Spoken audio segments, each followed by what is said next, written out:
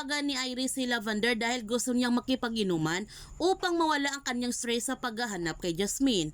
Sa kalagitnaan ng kanilang pag-iinom, dumating naman si Vito at si Heather dahil doon mismo sa restaurant ng kanilang meeting sa kanilang negosyo. Tinitigan ng masama ni Iris ang kanyang ama at kapatid. Nagtanong si Lavender kay Iris kung bakit hindi niya ito lapitan at mag-hi sa kanila.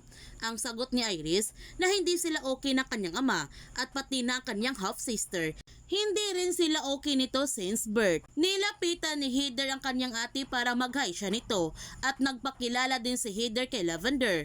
Sinabihan ni Iris ang kanyang kapatid na bumalik na siya sa kanilang meeting. Nagtanong si Heather kay Iris bakit hindi ito sumama sa kanilang meeting. Ang sagot ni Iris na obvious naman, hindi siya invited, so bakit niya ipagsiksikan ang kanyang sarili. Ang sabi ni Heather, kahit mag-hi lamang siya sa kanilang ama at siya ang may kasalanan, kaya mag-sorry na lamang siya dahil binastos naman niya ang kanilang ama. Nagalit si Iris sa sinabi ng kanyang kapatid at sinabihan niya ito na umalis na siya. Ngunit ayaw umalis ni Heather hanggat hindi humihingi ng sorry ang kanyang ate sa kanilang ama. Sinabihan ni Lavender si Heather, narinig naman niyang sinabi ng kanyang ate, kaya sumunod na lamang siya. Nagalit si Heather sa sinabi ni Lavender sa kanya, kaya sinabihan niya ito na huwag siyang makialam sa kanila. Ang sabi ni Lavender na hindi siya nakikialam kung anumang problema sa kanilang magkapatid. Ang sinasabi lamang niya, ate niya si Iris at kunting respeto naman para sa kanyang ate Iris. Nainis si Heather sa sinabi ni Lavender sa kanya kaya umalis na ito. Ang sabi ni Iris, may kaagaw na nga siya sa asawa, may kaagaw pa siya sa ama. At nung kasama pa niya si Tyrone noon, ang akala niya na para kay Tyrone, walang hihigit kaysa sa kanya. Tapos meron pa pala.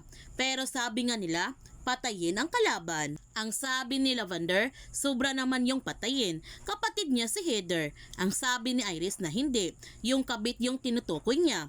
Patayin ang kalaban. Patayin ang kabit. At bigla na lamang tumatawa si Iris. Sinabihan ni Lavender si Iris na marami na siyang nainom at baka pag nag-drive siya, makapatay talaga ito. O baka siya ang mamamatay. Nagtataka si Iris sa sinabi ni Lavender sa kanya.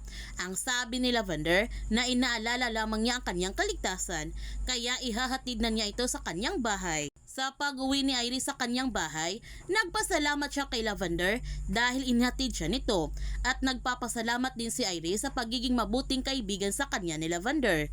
Sobrang masaya si Jasmine dahil nakuha na niya ng lubusan ng tiwala ni Iris. Sa wakas, sa ilang taon nakakulong ni Tyrone sa China, makakalaya na siya. Samantala, pinagalitan ni Lily si Lance dahil kumuha pa rin ito ng tiket papunta ng ibang bansa kahit hindi siya pumayag na aalis sila ng Pilipinas. Kinuha ni Lance ang bata dahil aalis na sila nito papunta ng state at ngayong gabi ang kanilang flight. Nagtatalo na nga silang dalawa dahil hindi pa nakaimpake ng mga gamit si Lily at higit sa lahat ayaw niyang umalis. Nakita naman ni Jasmine ang pagtatalo ng mag-asawa kaya nilapitan niya ito at nagtanong siya kung ano ang nangyari.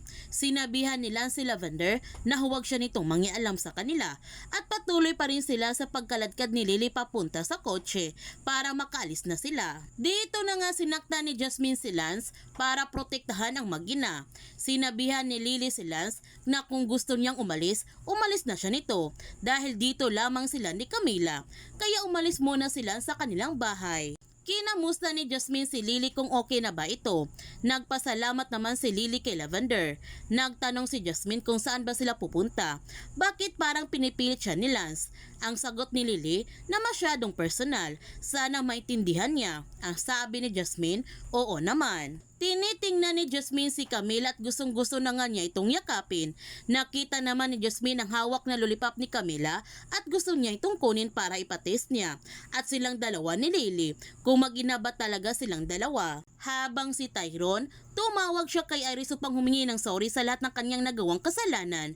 Sa pag-uwi niya ng Pilipinas, babalik na siya kay Iris at may dapat silang pag-usapan nito. Nanginginig naman sa galit si Iris nung narinig niya ang boses ni Tyrone at hindi na siya makapaghintay na magkita na silang muli ni Tyrone para magpaliwanag na ito sa kanya. Kaya huwag natin palalapasin ang kapanapanabik ng mga tagpo sa Lavender Fields.